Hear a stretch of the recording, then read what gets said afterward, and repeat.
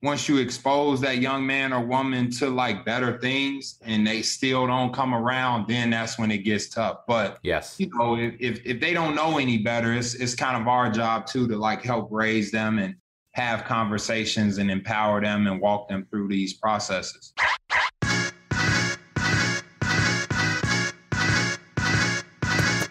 Hello, and welcome to the Physical Preparation Podcast. I'm your host, Mike Robertson, and I'll be joined on the line later today by NBA agents Jelani Floyd and Dan Poneman. Now, before we jump into this week's episode, normally I would do the whole week that was, what's new in my neck of the woods, but in the interest of the amazing people that produce my podcast getting an actual summer break, I am going to forego all that. We're going to jump right into these guys' bios, and we're going to get into this episode as quickly as possible. Now, listen, I don't know how much you know about the NBA or how much you know about being an agent, but I'll be honest, like I'm around NBA guys, I'm around EuroLeague guys. I watch the NBA religiously, and I didn't know a ton about what an NBA agent did until I started interacting with these guys.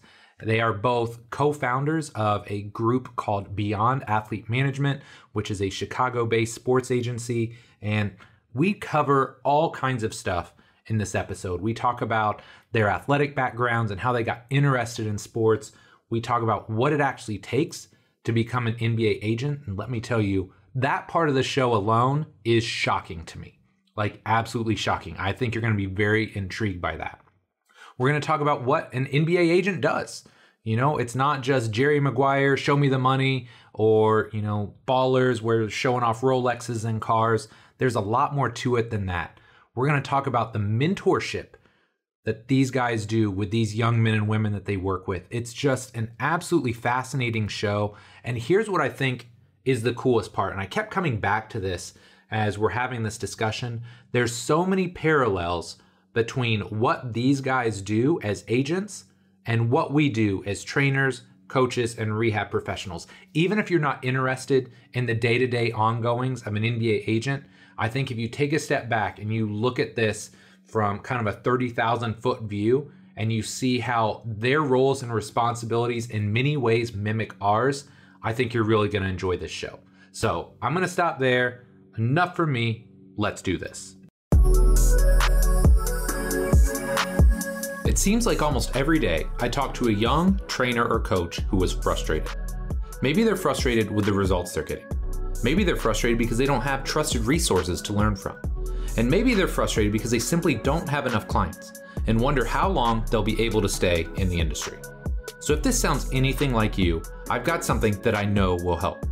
My Complete Coach certification was created for trainers and coaches just like you, who are serious about the results they get and know that becoming a better coach can directly translate to a bigger bottom line.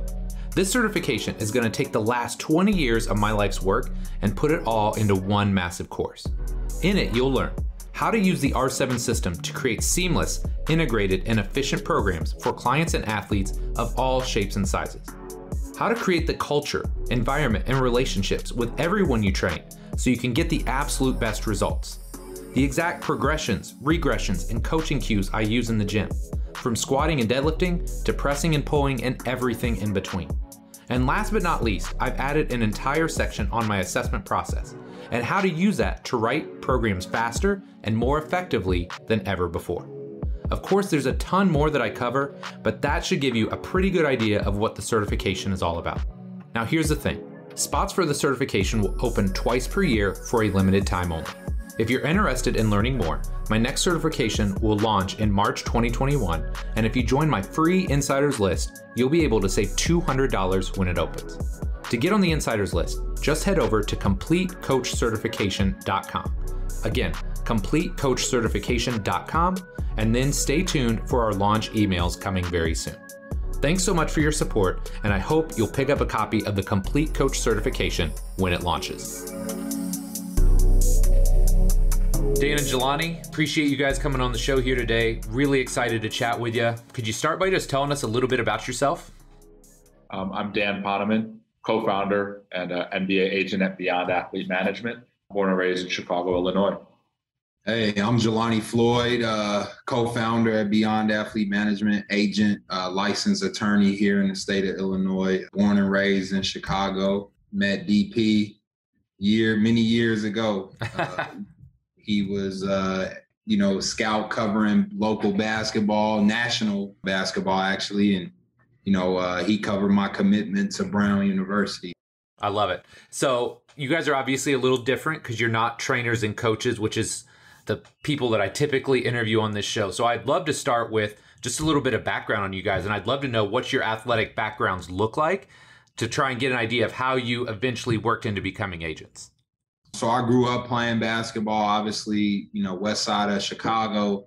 Every kid's dream is to play in the NBA. Got a chance to play. I graduated from Whitney Young in the city, did a postgraduate year at one of the nation's best boarding schools.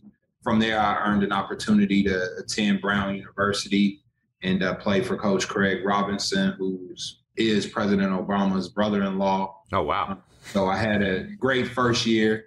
We won 20 games my first year. Craig left and went to Oregon State, and I ended up transferring from UC Davis. I graduated from there.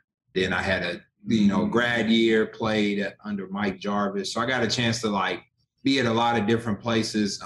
My grad years where I learned I got my, nonprofit management certification. And that's something that I just was kind of just hooping, trying to figure out things. But it's I think one of my greatest skill sets that I have that I'm able to offer athletes today is a vast knowledge and even friends and colleagues, information about nonprofits.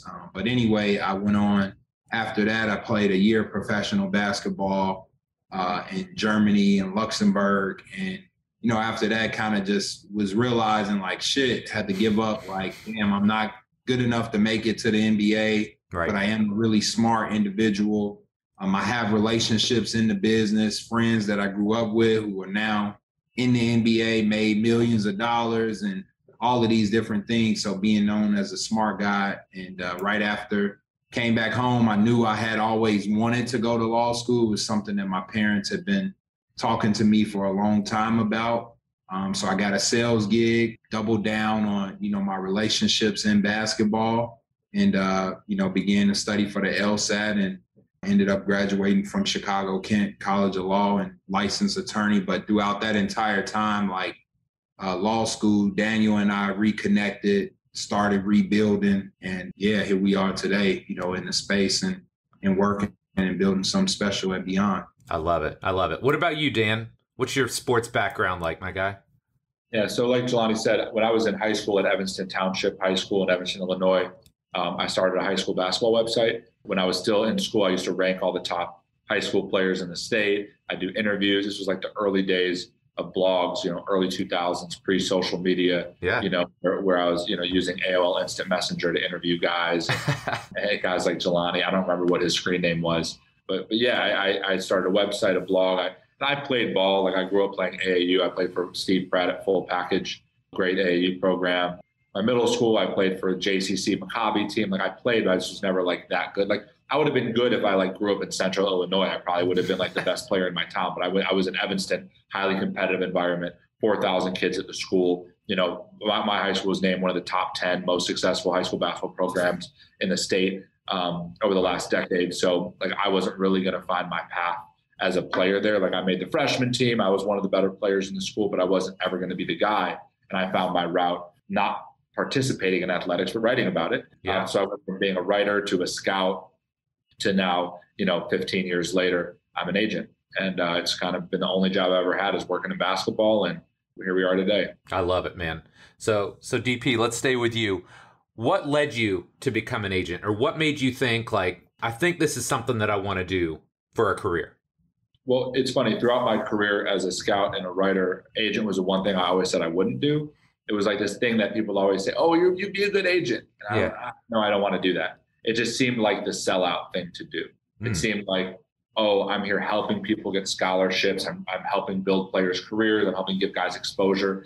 And agents just work with the rich millionaire players. They're just all about the money, and I don't ever want to be a sellout. But then, I got to my mid-20s and money became more important. So being a sellout became more appealing.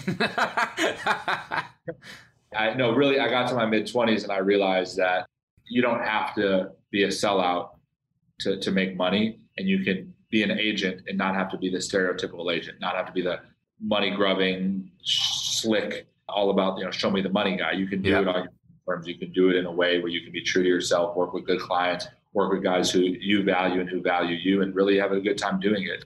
And I really realized that for my first 10 years in business as a scout and as a writer, I was basically honing my skills of being an agent without being an agent. I was marketing guys' careers, basketball ability to colleges. I was helping them pick colleges. I was helping guide them through college. And then they would get to the pros. And when there was money involved, some agent would come by and be, all right, I got it from here.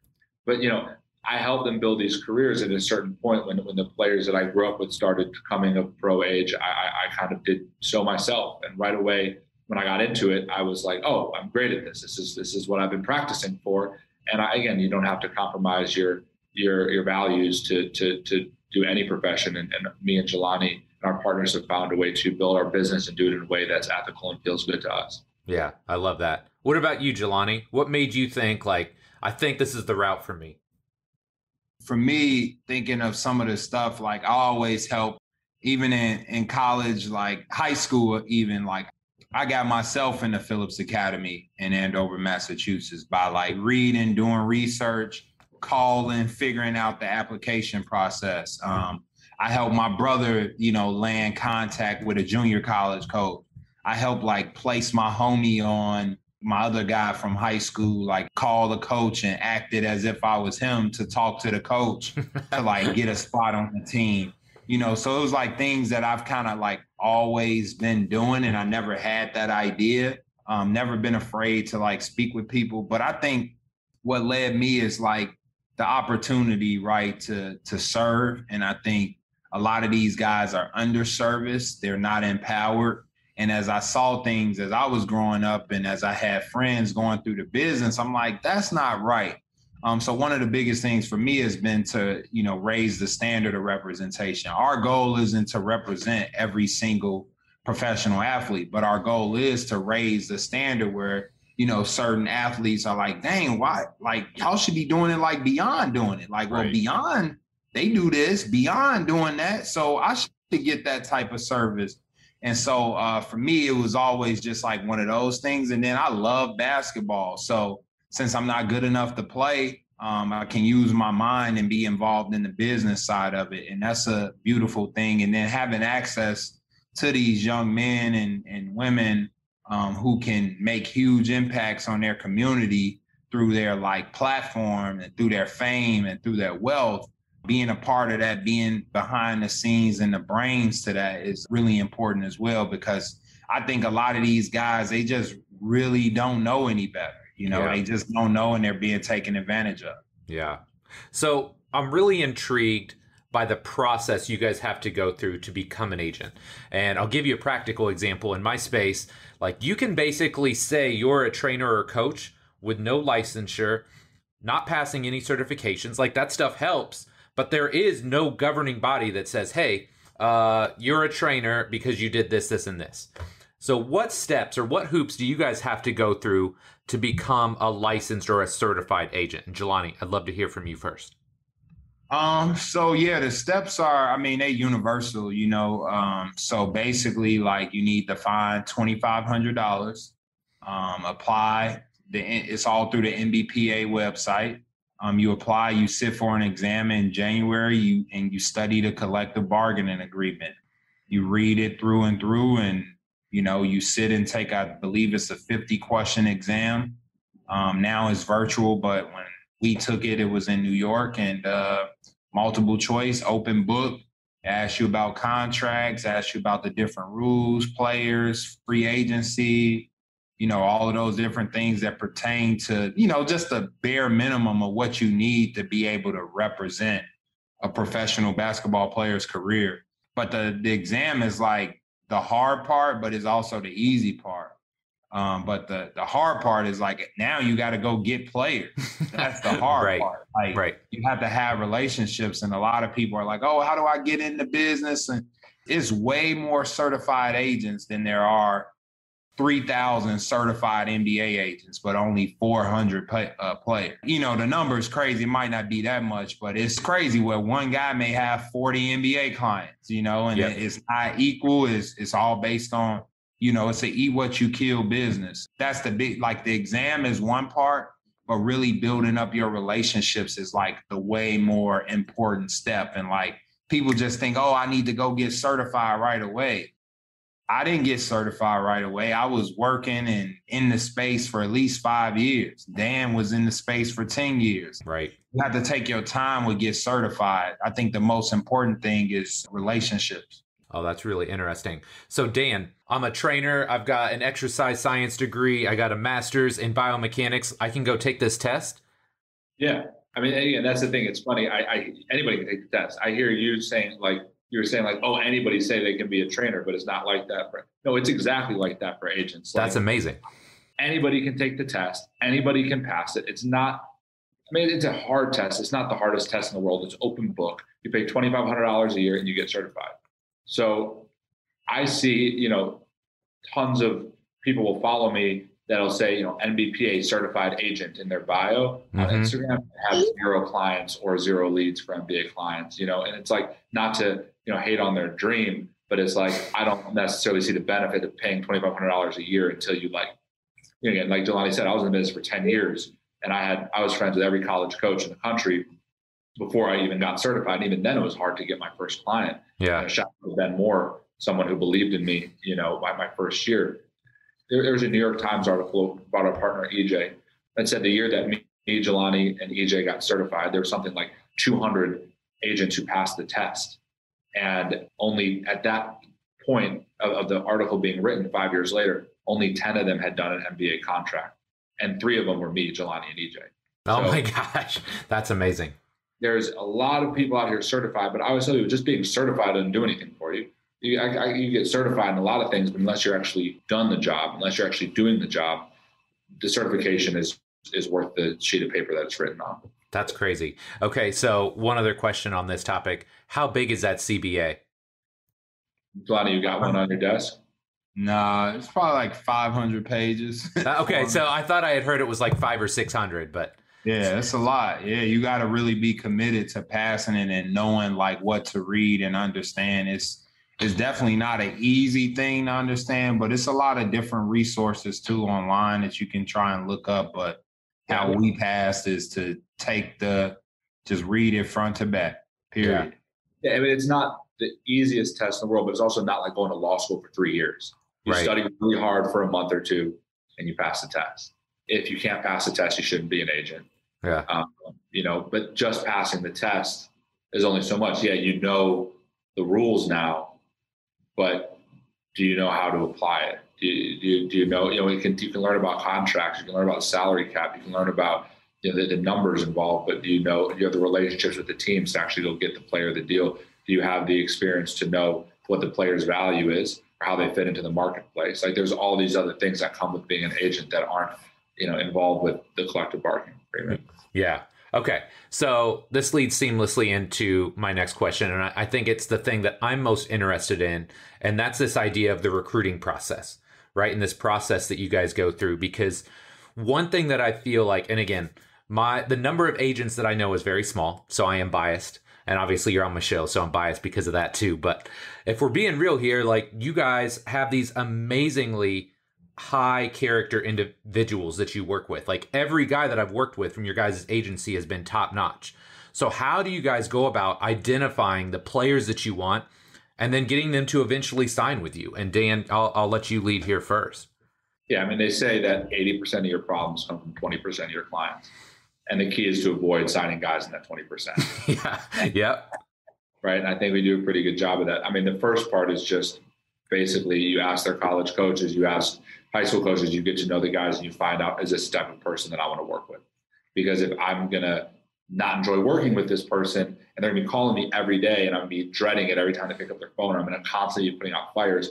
A, it's not fair to myself to put myself through it. And B, it's not fair to my other clients. I'm spending all this time on one client that has all these issues. But what about the client who's like a perfect citizen and does a great job and they're not getting as good of service because I'm spending all this time on this person that has all these issues, right? Yep. The second part, which I think is more important, is like you receive the energy that you give. So I think when we go into recruiting pitches, we don't sell something that we're not. We sell something that we are. And the people that are attracted to what we are the people who we're going to want to work with. So if we go in there and say, hey, we're about this, we're about that, and we're about this, and we're about that, the guys who are attracted to that are going to sign with us, and they're going to have good working relationships with us. Now, if I went in and said, hey, if you sign with me, I got this gold and diamond chain, and I got this Rolls Royce, and you're going to be set. All right, cool. I might sign the player, but that's probably not going to be a guy that's going to vibe with what Beyond Athlete Management does. So I think it's about like being true to yourself and recruiting pitches and not altering your pitch to the audience. And then you're going to find guys that genuinely value the services that you provide. Got it. What about you, Jelani? What do you think makes your guys' recruitment process unique? I think our recruitment process is like really something is genuine. It comes from great relationships or young men who understand our value, who understand what we set out to do, and we haven't lost, focus on that vision or those goals. And so we're not for everyone. Like some guys just like, hey, I don't want to learn about the bill. I just want to play basketball. And those guys aren't for us because we want the guys who want to maximize their potential, who want to maximize the relationships that they can make and all of those different things. So that's really important to us. But our recruiting process is like really genuine. It's referrals. Some of it is cold calls, but for the most part, it's like people who rock with us and they like, hey, I got a really good player. I know a guy, connect you. And those are where we have like high success rates. See, that's really intriguing too, because so much of our business at our gym is referral based. And a lot of times people ask, oh, what's your marketing program or what do you do? It's like, man, so much of it is based on referrals, people knowing how we do things and saying, hey, I got a person for you. So it's interesting that it works in your guys' space as well. So let's talk about kind of the dark side, because we know we've all been around high level athletes, great young men, great young women that don't have the best people around them, right? Sometimes just downright like bad characters that are in their life. So when it comes to a client or an athlete like that, how do you work to protect or shield them from people who don't have their best interests at heart? Or is that somebody you're just not willing to sign because like, I don't know if I can help this person? I mean, look, it's tough. It happens often. And oftentimes you don't want to judge a kid because they don't have the best people in their corner. Yep. Right. So it's like, oh, maybe you have an AAU coach who's, ill-intentioned, but you're a guy and you're just, the player is, innocent and they're being taken advantage of. Well, usually I'm not going to judge that player for that, and recognize that oftentimes as guys go through their professional career, they shed those influences. Yep. Because a lot of times it's like when you're young, you look up to whoever is guiding you, and sometimes it's not the best guides. But then when you become a pro and you get the money and you become an adult, oftentimes you start making decisions for yourself. So you hope that you can get into their life and help guide them and show, I think being an agent, particularly for a young player, you're in a precarious position. You're not only a business advisor, but you're a life advisor. You're trying to guide this kid through life. Yep. You can't come in and be like, hey, yeah, your uncle's a scumbag.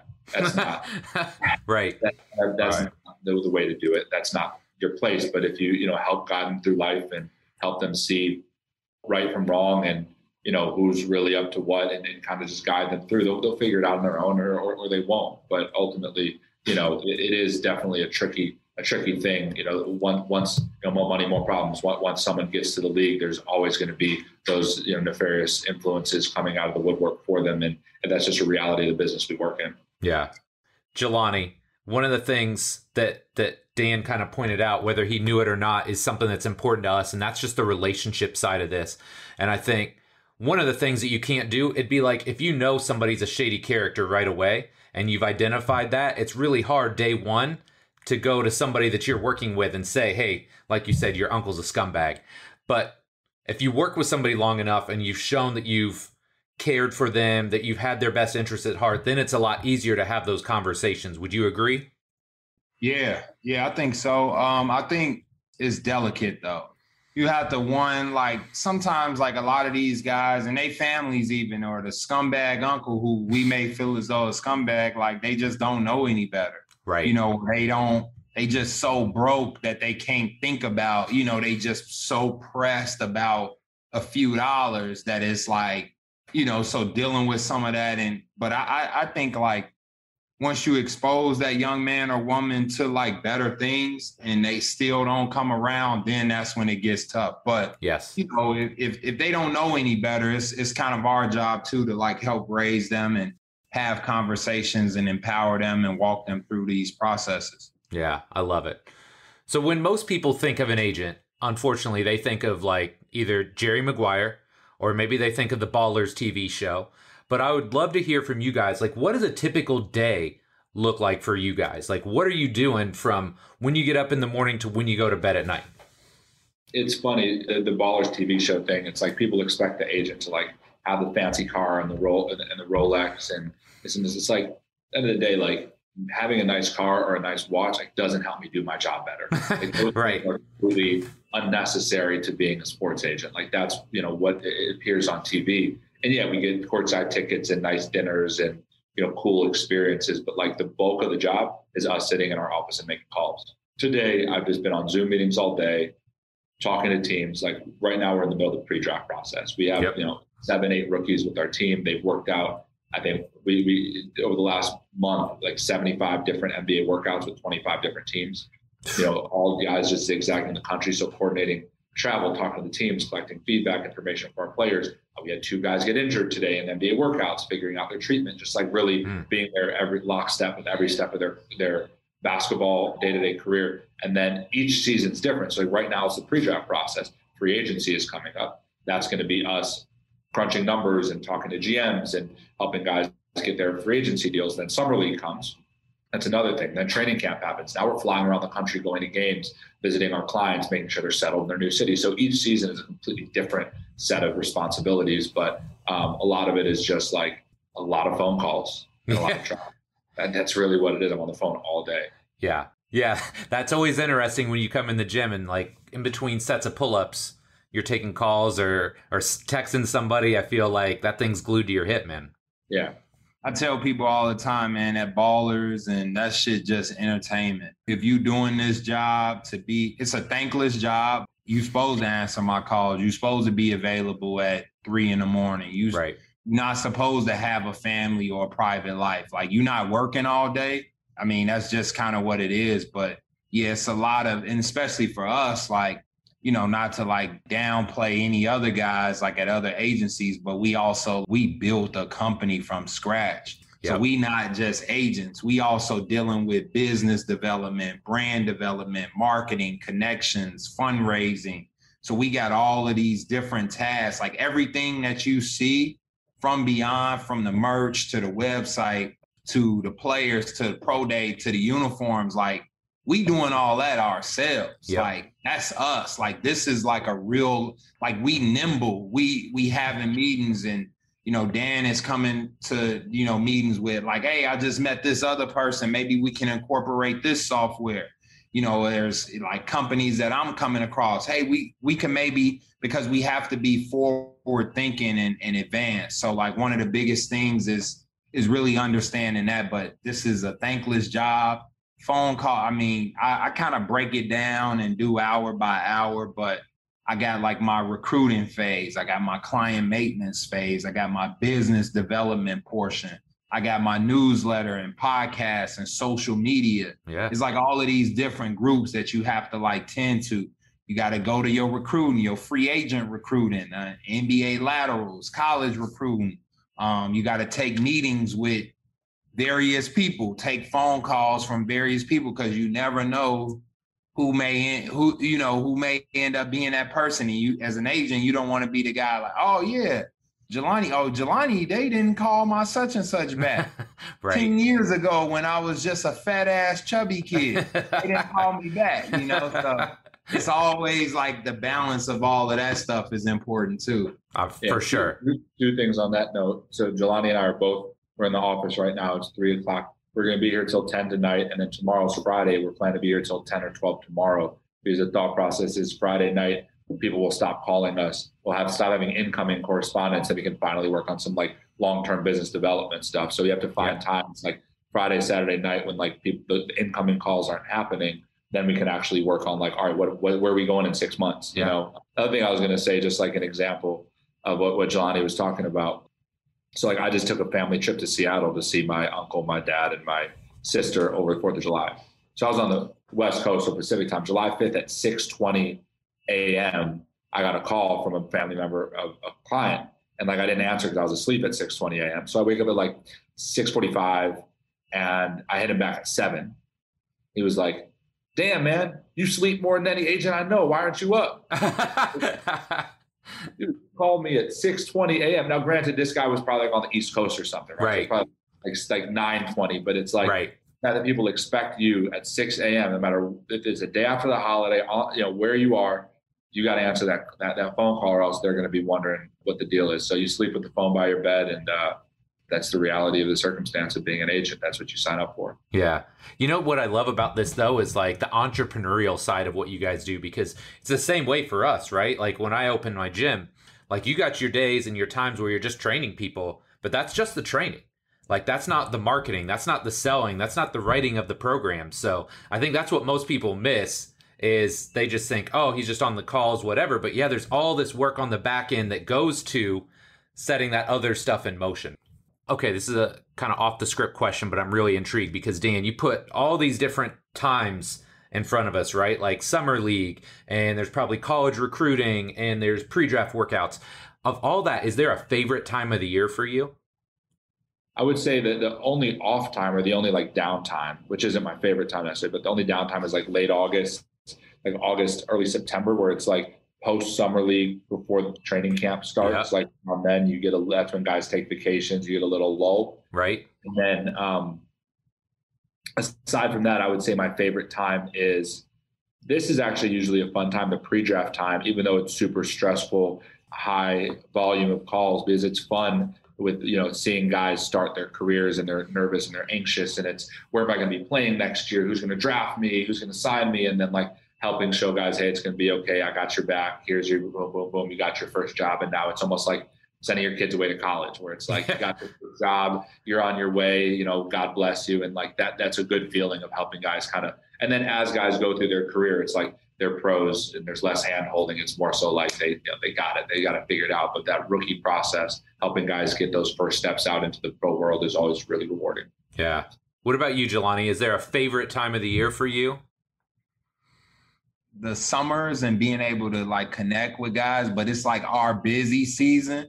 Yeah, it's really weird though that like everybody else is a little bit more chill during the summer. It's 4-day work weeks and people traveling, taking trips, taking vacations, enjoying the sun all day. Whereas like we really like, man, you trying to get meetings, you dealing with draft and pre-draft stuff. And I kind of love that. And I would probably agree, like right when guys like get to training camp, you know, it like things like right after Vegas Summer League and right before training camp is like pretty chill. But man, we expanding. So now we got football. Yeah. So we going to college football games now. Yeah. So we really hustling in like that phase of just like building. And so it's really all the same to me at this point. So I'm loving it right now. And I've always said, like, I know that this is a position of service. And so the second it becomes about me is when I'll do something else, you know, but I love it. And it's like, you know, we getting to work around basketball is cool. And we definitely like need our breaks. I think like I definitely enjoy like the holiday time. I think like athletes all around the world, they like, all right, look, like them last 2 weeks in December, like they yours. Like things is slow, nothing really happening. Nobody's doing any business. So that's pretty cool too. With COVID, that's when they started up the league. It's just been crazy. So, but it's been good. Yeah. And it's just funny talking to you guys, how many parallels there are between my space and your space, even though you would think they're totally different ends. Like there's so many parallels between the word of mouth and the referrals, between just the struggles and the things that you guys are going to. I really enjoy that. So one thing I want to ask you guys about, and I think that a lot of people, again, they hear the horror stories, right? They hear about the guy that made $150 million lost it all, lost 80 million. Mike Tyson, I think they said, lost like $400 million over his career, right? So you guys have talked about this. And again, it's why I respect you, because you do such a good job of trying to educate the young men and women you work with. Like, how do you go about having these discussions about money? Because some of them probably they come from decent families or at least modest. Some come from nothing. So how do you guys go about educating these young men and young women to take care of their money so that they are set, if not for life, for a long period of time? Dan always says, he has a quote about, show me the 5 people you hang around the most, and that's who you are, and like, what books are you reading? So a lot of it is just like exposure, I think, and knowing that it takes time. These athletes, they're so young. Yes. So we really have to like just take our time and build.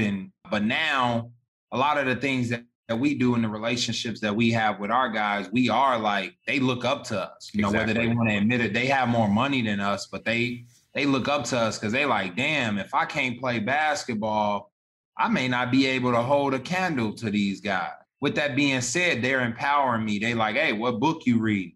They open about, therapy and mental health and talking to them about finances and connecting them with good people in the business and all of those things. So I think all of that is really important.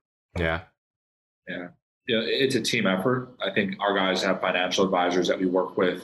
One of whom, Mark Wise, yeah, in Indianapolis with Northwestern Mutual, and there's other guys we work with that it's a team effort, setting budgets and helping guys see how much money they can have for the rest of their life if they don't spend recklessly. But a lot of it is leading by example.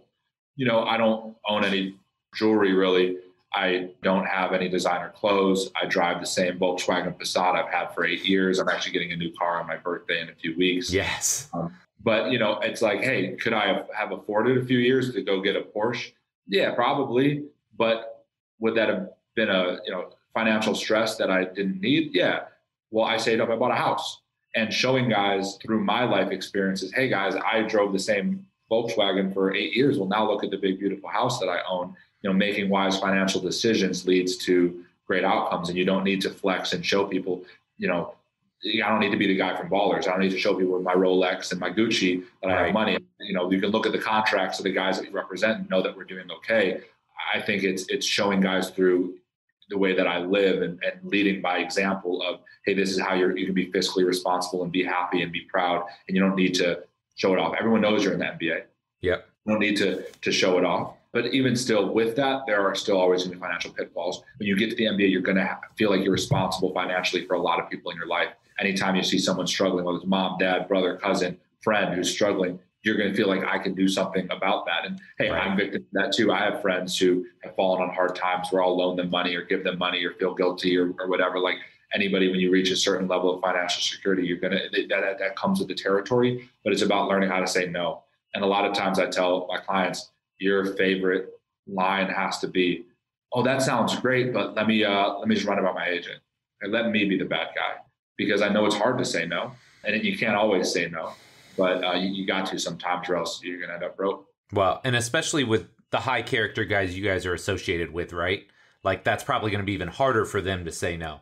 So this leads me to a question that, again, not really on script, but I think is intriguing to me, because you guys have mentioned a couple times now this role and this idea that you want to be mentors to the young people that you work with. When you guys started creating Beyond, was that something that you were focused on, or is that something that naturally evolved the longer you did it? Yeah, I mean, that's part of the reason why we started it. I mean, I saw in the city of Chicago, a lot of our top players, a lot of our heroes, our local heroes that made it to the league that got poor mentorship and poor guidance. They had people taking from them instead of pouring into them. They had people trying to exploit them instead of trying to invest in them. And I saw guys fall by the wayside who should have made it. And growing up, I was too young. These guys were my peers, so I really wasn't in a position to lead and to help them. But when I became of age that I could, I knew it was a responsibility to me, myself, my community, my city, that we help guide these guys in the right direction. Yeah, if you can help one player become a millionaire in the NBA, that's great. If you can help a player become a millionaire in the NBA and help that guy reinvest some of those millions and some of that platform into his community to help many more kids go to college and many more kids succeed and many more kids follow their example. Now we're really doing something. And we knew when we started this company, we had a responsibility to not only work with the best players that come out of Chicago, but water the soil that grew them and help more players make it. I love it. What about you, Jelani? Is that something that you naturally thought of, or is it just something that you kind of worked into over the years? Really just worked into it over the years for sure. Yeah. I think I'm the same way. You know, Dan, it sounds like you had like this very strong vision of what you wanted. And for me, I was always interested and intrigued by the training side and the X's and O's. And it wasn't until I did it longer, and I think as I got older, that I realized, hey, man, I can really have a positive impact outside of just the weight room, right? Mm-hmm. And you know, the more time you spend around these people, the more you realize, hey, man, like I did a lot of dumb stuff in my 20s. And luckily now at 42, I can reflect on that and be objective about it and say, hey, man, these are the mistakes that I made. And I don't want you to make those same mistakes. So here's some things that I think would help you be more successful, right? So you don't fall into the same pitfalls that I did.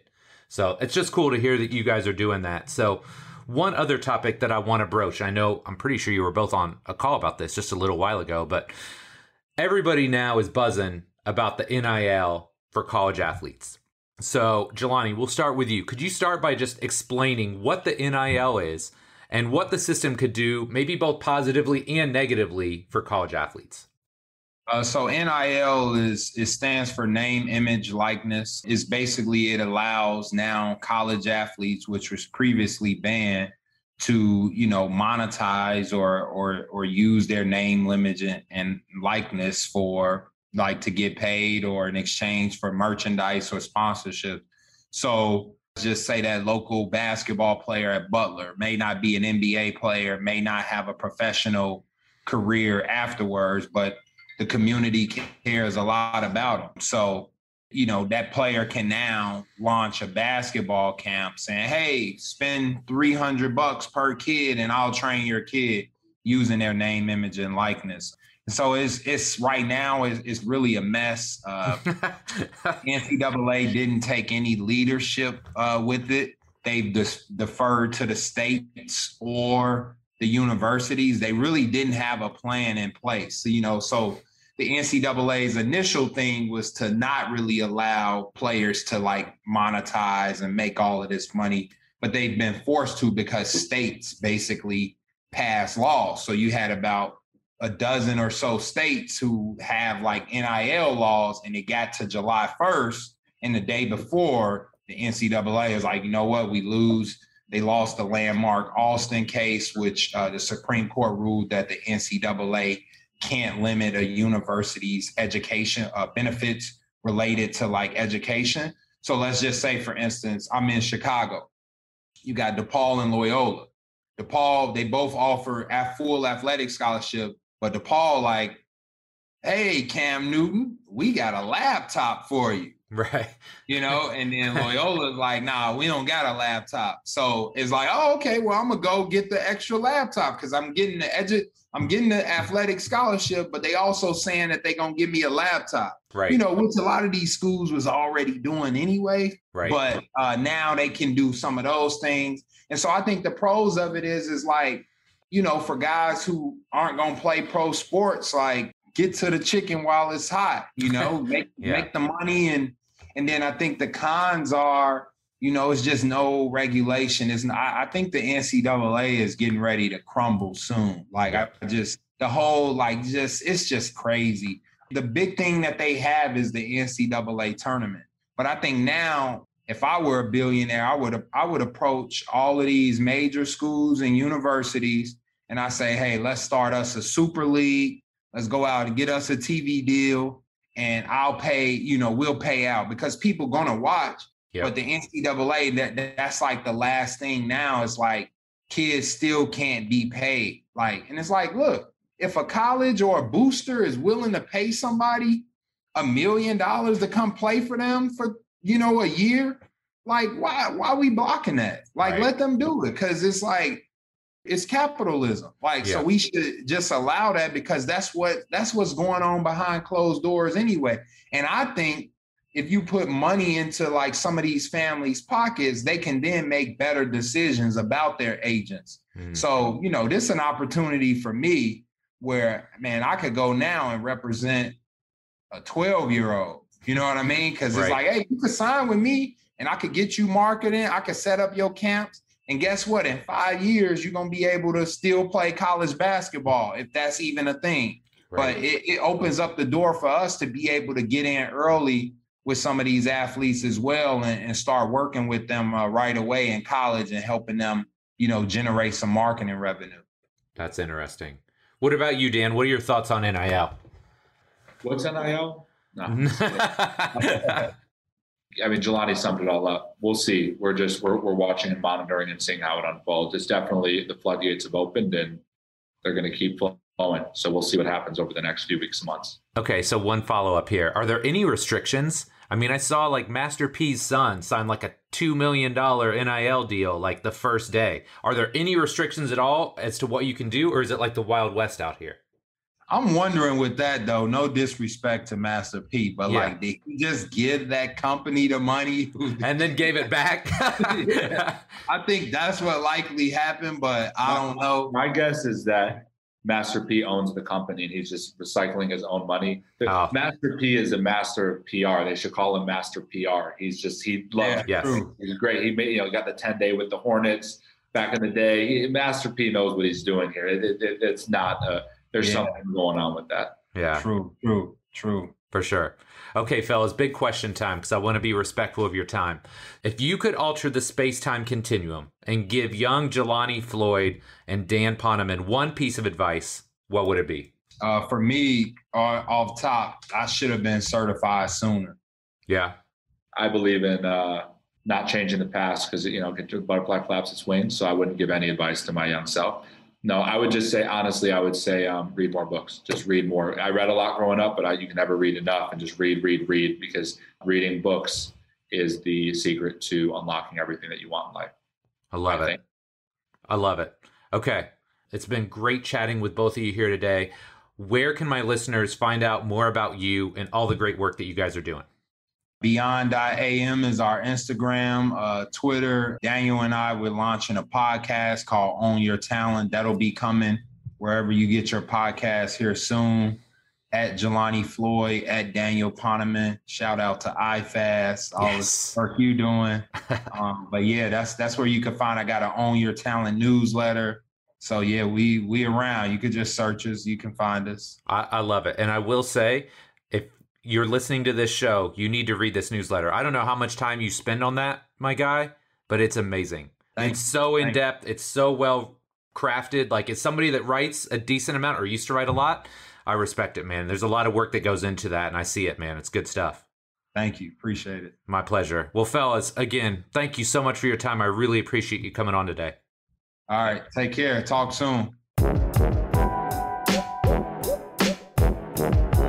All right, my friends, that does it for this week's show with Jelani and Dan.